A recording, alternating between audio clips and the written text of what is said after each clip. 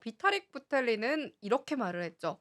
이더리움은 2014년 처음 공개된 이후에 하드포크를 비롯해 이스탄불, 콘스탄티노플 등 다양한 업그레이드가 이뤄졌습니다. 새롭게 선보인 이더리움 2.0은 이전과 다른 새로운 변화를 일으킬 것이라고 말을 했습니다.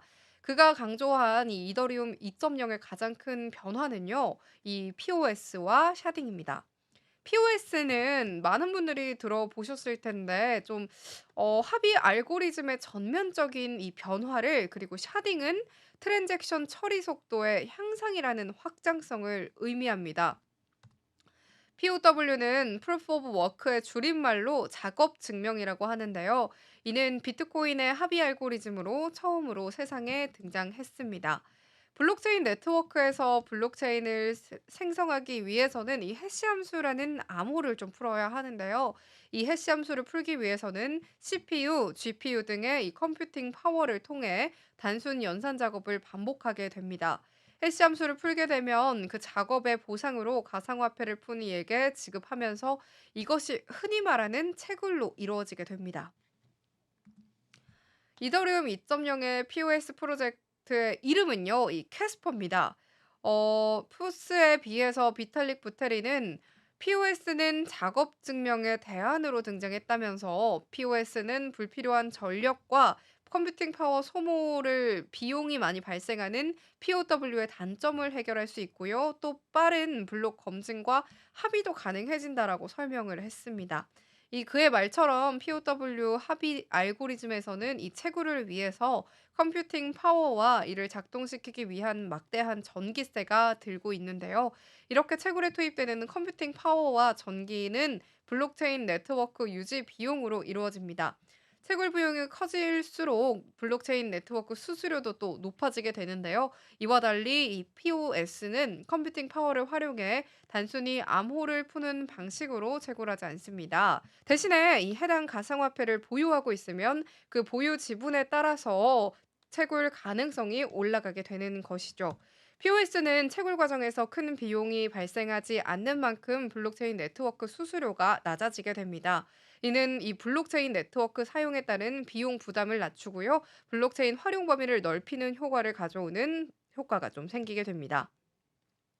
부테리는 POS는 POW보다 블록체인을 더 안전하게 관리할 수 있고 블록체인 네트워크에 참여할 수 있는 기회를 늘린다고 이더리움 2.0은 32개 이더리움을 지갑에 예치하게 된다면 그때부터 POS를 위한 이더리움 네트워크 검증자로도 활동할 수 있다라고 말하고 있습니다. 이 샤딩은 이더리움 블록체인 네트워크의 트랜잭션 속도를 높일 수 있는 방법인데요. 부테리는 이더리움 2.0에 샤딩은 POS와 함께 등장하게 됩니다. 기존 이더리움은 하나의 블록 검증에 전체 노드가 참여했다면 샤딩은 샤드라는 소규모 단위로 블록 검증 작업이 이루어지게 된다라고 설명을 합니다. 즉 샤딩은 POS 검증자를 소규모 그룹 샤드로 분리해서요. 각 그룹이 서로 다른 이더리움 트랜잭션을 동시다발적으로 처리하는 방식입니다. 이 과정에서 비콘 체인이 각 샤드에 검증될 검증자를 무작위적으로 반복 선별함으로써 검증자들이 담합이나 공격 방지를 하면서 안정성을 추구하게 됩니다. 이 밖에도 비탈릭 부테리는 향후 이더리움 네트워크의 성능을 개선하기 위한 방법으로 현재 단일 레이어 방식을 개선해서 또 하나의 레이어를 추가하는 등의 업그레이드가 이뤄질 수 있다라고 덧붙였습니다.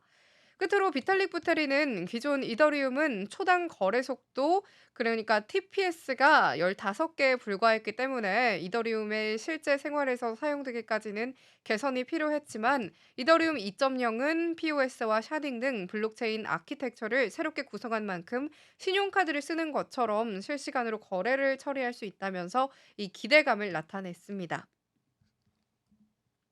이더리움과 같은 암호화폐에 대한 규제는요, 각국에서 또 다르게 접근을 하고 있습니다. 특히 미국에서는 증권거래위원회가 암호화폐에 대한 규제를 강화하고 있는데요. SEC는 이더리움이 증권으로 분류될 수 있는지에 대한 논의를 계속해서 하고 있고요. 이더리움은 이 시장에 큰 영향을 또 미칠 수 있을 것이라고 보고 있습니다. 2024년에는 이더리움이 ETF 승인 여부가 또 중요한 이슈로 또 떠올랐었는데요. SEC는 여러 암호화폐 ETF 신청을 검토하고 있고요. 이더리움 ETF 승인은 시장에 긍정적인 영향으로 미칠 것으로 예상이 되고 있습니다. 그러나 ESG의 규제는 여전히 좀 엄격한 모습이었고요. 이더리움의 미래에 대한 불확실성을 남기고 있습니다. 이 미국 내에서 이더리움의 규제 암호화폐 법적 지위와 관련된 논의가 함께 또 진행이 되고 있고요. 이는 투자자에게 중요한 고려 사항이 좀 되고 있는 모습입니다. SEC의 규제 방향에 따라서 이더리움의 가격과 시장 반응이 좀 크게 달라질 것으로 보입니다.